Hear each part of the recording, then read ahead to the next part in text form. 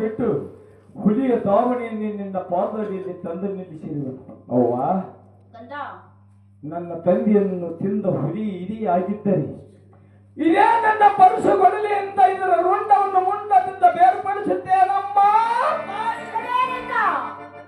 ಬೇರೆ ಕಂದ. ಯಾಕಮ್ಮ? ಪುಣ್ಯಕ್ಕೆ ಪಾಪ ತಟ್ಟು ನೋಡಿ ಕಂದ. ಹೌದೇನಮ್ಮ? ಏನೇ ಕಂದ? ಹೇಳು ತಾಯಿ. ಹುಲಿಯ ಪ್ರಾಣ ಹುಡುವಕ್ಕಿಂತ ಮೊದಲು ನನ್ನ ಪ್ರಾಣ ಹುಡುಗಂತ ನಿನಗೆ ಸ್ವಾರ್ಥಕ್ಕಾಗುವುದು. ಅವ್ವ, ಏನೇ ಕಂದ? ಹೇಗೆ ಮಾತನಾಡುವ? ತಂದಿನ ತಿಂದಿದ ಹುಲಿಯನ್ನು ನಾನು ತೋರಿಸ್ತೀನಿ ಕಂದ. ಈ ಹುಲಿ ಅಲ್ಲ ಕಂದ, ಈ ಹುಲಿಯನ್ನು ತಾಯಿ ಬೆಳಗ್ಗೆ ಬಿಟ್ಟು ಬಿಡಿ ಕಂದ.